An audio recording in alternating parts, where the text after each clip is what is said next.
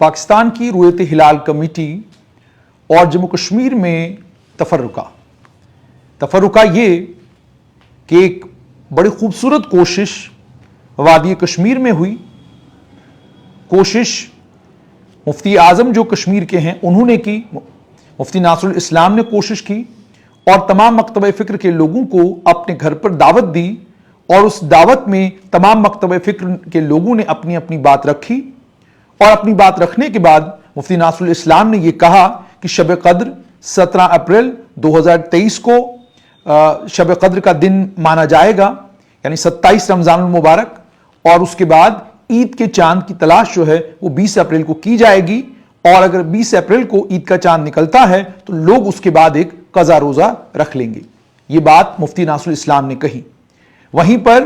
الگ الگ مکتبہ فکر سے تعلق رکھنے والے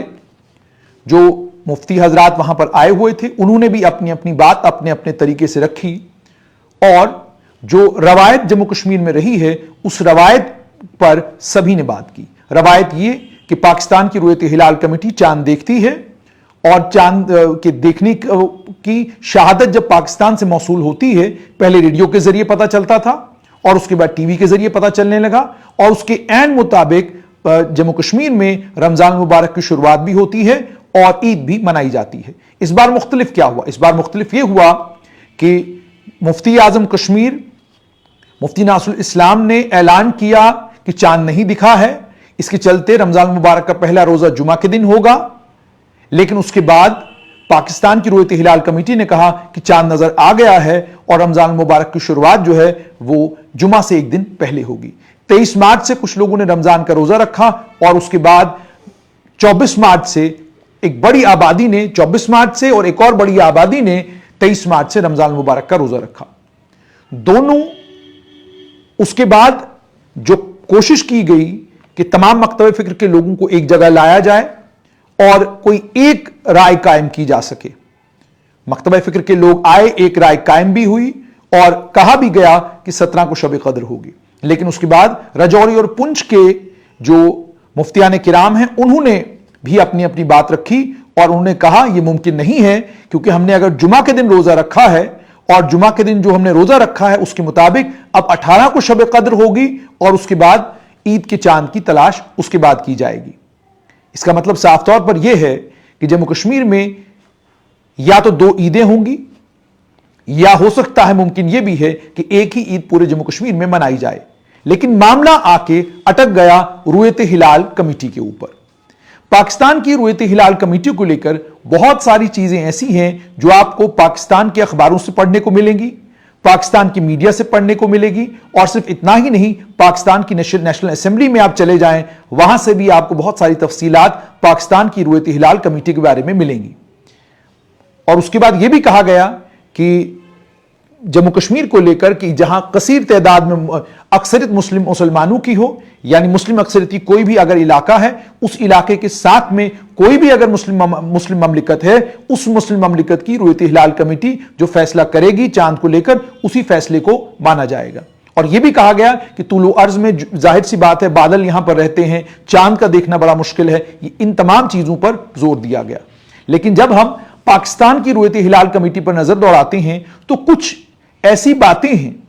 کچھ ایسے فیکٹس ہیں, کچھ ایک ایسے حقائق ہیں جو تمام مفتیان کرام کے سامنے, تمام مولاناؤں کے سامنے اور تمام ان علمی لوگوں کے سامنے رکھنے کی ضرورت ہے, جن علمی لوگوں کو یہ فیصلہ کرنا ہے کہ کیا آنے والے وقت میں جموں کشمیر کی اپنی رویت ہلال کمیٹی ہونی چاہیے, یا اب بھی جموں کشمیر کے لوگ پاکستان پر منحصر رہیں گے کہ پاکستان سے رویت ہلال کمیٹی کیا اعلان کرتی ہے, ہم اس کے عین مطابق جموں کشمیر میں اپنا عمل رکھیں گے. بات پاکستان کی مرکزی رویت ہلال کمیٹی کو لے کر ہے. پہلی بات جو مرکزی رویت ہلال کمیٹی کو لے کر جو میں آپ تک پہنچانا چاہتا ہوں, جو قانون کے مطابق ہے, پاکستان کے نہ تو وزیر اعظم کا اور نہ ہی پاکستان کے صدر اعظم کا پاکستان کی مرکزی رویت ہلال کمیٹی سے کوئی لینا دینا ہے. یہ سن کر آپ کو حیرت ہو رہی ہوگی کہ پاکستان کی جو مرکزی رویت ہلال کمیٹی ہے وہ 1974 میں ایک ریزولوشن, نیشنل اسمبلی کے ریزولوشن کے ذریعے بنائی گئی. پاکستان کی رویت ہلال کمیٹی کے بننے کے بعد پاکستان کی رویت ہلال کمیٹی کسی قانون یا کسی ضابطے کے تحت پاکستان میں 2018 تک 2019 تک کام نہیں کر رہی تھی. اور آپ کو صرف آپ کی اطلاع کے لیے، اور یہ اطلاع اس لیے بھی تاکہ جب آپ کوئی فیصلہ کریں، فیصلہ کرتے وقت آپ ان تمام باتوں کو اپنے علم میں رکھیں، اپنے دانست میں رکھیں، تاکہ جب آپ فیصلہ کریں، کیونکہ اس فیصلے کا جو اثر تمام امت کے اوپر پڑنا ہے، اس لیے ضروری ہے کہ آپ کو حقائق معلوم ہو. یہ پاکستان کی اسمبلی میں پیش کیا گیا پاکستان رویت ہلال ایکٹ 2021 ہے. یعنی پاکستان کی نیشنل اسمبلی میں رویت ہلال کو چلانے کے لیے اور رویت ہلال کا نظام بنانے کے لیے پاکستان کی حکومت نے 2021 میں ایک قانون لایا. یہ قانون ابھی بھی پاکستان کی نیشنل اسمبلی میں ہے، پاس نہیں ہوا ہے، یعنی قانون نہیں بنا ہے.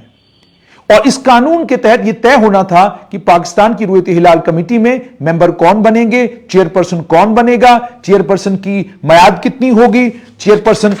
اور صرف اتنا ہی نہیں، اس میں یہ بھی بتایا گیا تھا کہ کمیٹی کے ممبران کون ہوں گے، ان کمیٹی کے ممبران کو چننے کا کام کون کرے گا، وہ کمیٹی کے ممبران چنے کیسے جائیں گے، یہ بھی کہا گیا تھا. اس میں یہ کہا گیا تھا کہ ایک نوٹیفیکیشن آفیشیل گزٹ میں ایشو کی جائے گی رویت ہلال کمیٹی بنانے کے لیے، جس میں چیئرپرسن ہوں گے اور ممبران ہوں گے. اور اس میں 9 ممبروں کی بات کی گئی ہے. اور اگر آپ ان 9 ممبروں کی بات کریں، ان 9 ممبروں میں سے اس کمیٹی کا چیئرپرسن کو لے کر جو کہا گیا ہے وہ یہ کہا گیا ہے کہ وہ شہادت العالمیہ کی ڈگری اس کے پاس ہونی چاہیے. اور اس کے بعد کہا گیا ہے 2 علماء ہونے چاہیے، ایک عالم ہونا چاہیے، ایک گلگت بلتستان کا عالم ہونا چاہیے، ایک عالم پاکستان کے قبضے والے جموں کشمیر کا ہونا چاہیے. اور اس کے بعد ممبران کون کون ہوں گے وہ بتایا گیا ہے. پھر یہ کہا گیا ہے کہ پروونشل اور آئی سی ٹی کمیٹیز ہوں گی، اس کے بعد ضلع لیول پر کمیٹیز ہوں گی، اور اس کے بعد پرائیویٹ کمیٹی کوئی نہیں رہے گی. یہ پرائیویٹ کمیٹی کیوں نہیں رہے گی، اس کے لیے قانون کیوں لایا گیا، آگے یہ بھی میں آپ کو بتاؤں گا. کمیٹی کی میعاد 3 سال ہوگی. کمیٹی کی میٹنگز کہاں پر ہوں گی، یہ کہا گیا کہ پروونشل ہیڈ کوارٹرز پر بھی میٹنگ ہوں گی، اور ایک جو ہے نیشنل لیول پر بھی اس کی میٹنگ ہوگی. چیئرپرسن کا کام کیا ہوگا، یہ جو ڈسٹرکٹ کمیٹیز ہوں گی، ڈسٹرکٹ کمیٹیز کو کیسے بنایا جائے گا، چیئرپرسن کو کیسے نکالا جائے گا، یہ تمام چیزیں کہی گئی. اور ساتھ میں سے سب خاص طور پر یہ کہا گیا کہ جو رویت ہلال کمیٹی فیڈرل، پروونشل، آئی سی ٹی، ڈسٹرکٹ کی جو رویت ہلال کمیٹی ہوگی، وہ جب چاند کو لے کر شہادت دیں گی شریعہ کے مطابق اسے ہی قبولا جائے گا، اور کسی شہادت کو قبولا نہیں جائے گا.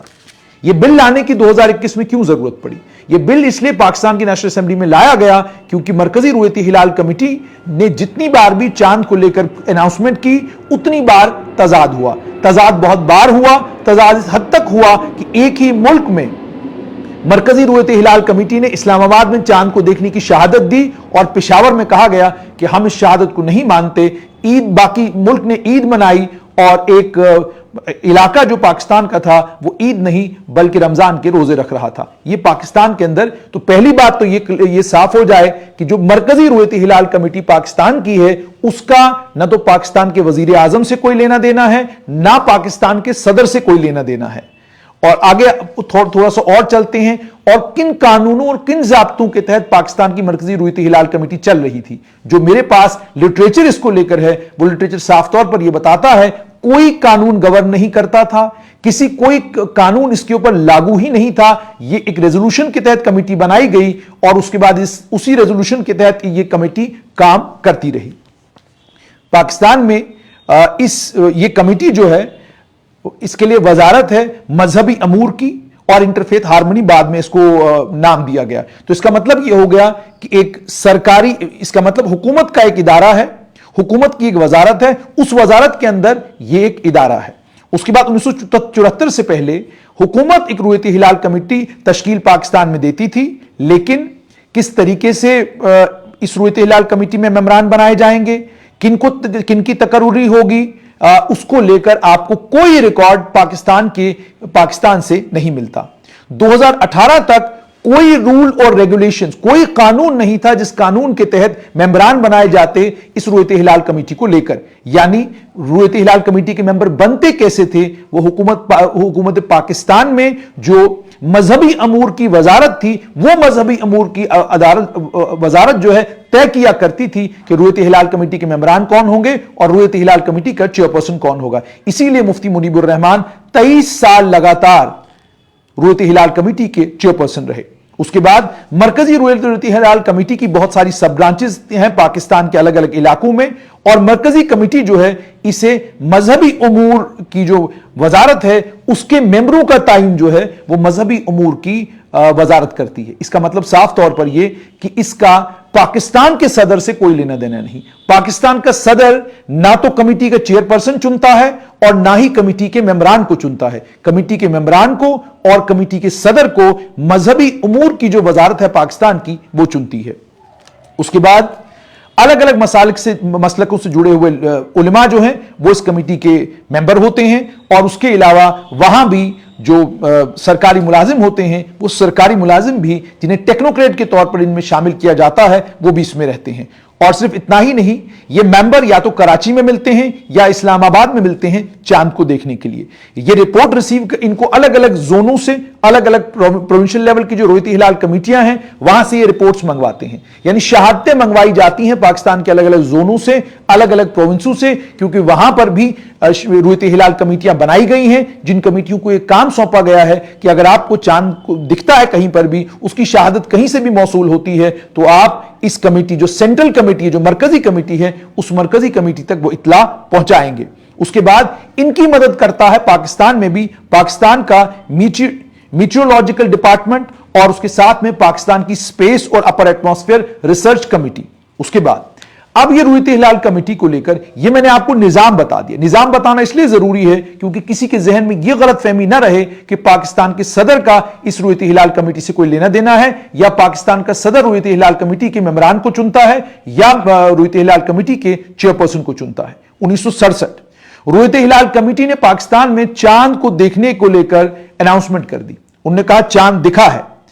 अगले दिन ईद उल फित्र थी और जुमा का दिन था। आपकी इत्तला के लिए मैं बताऊं, आप इसको तमाम, जैसे मैंने आपको कहा, जो भी बात आप सुन रहे हैं इसको सुनने के बाद आपने सिर्फ सुनना नहीं है, आपने इन तमाम चीजों को वेरीफाई करना है ताकि आपको हकाइक का पता चले। आज दुनिया बहुत छोटी हो चुकी है। आज आपके लिए कोई मुश्किल नहीं है कि कोई बात कह रहा है, क्या आप उसको वेरीफाई करें और मालूम करें कि क्या यह सदाकत पर मबनी है भी कि नहीं। 1967 में रुयत हिलाल कमेटी ने चांद को देखने की बात की, लेकिन चूंकि आगे जुमा का दिन पड़ने वाला था, उस जुमा के दिन को लेकर पाकिस्तान की हुकूमत ने कहा एक दिन पहले चांद दिखाया गया और पाकिस्तान में ईद उल फित्र हो गई।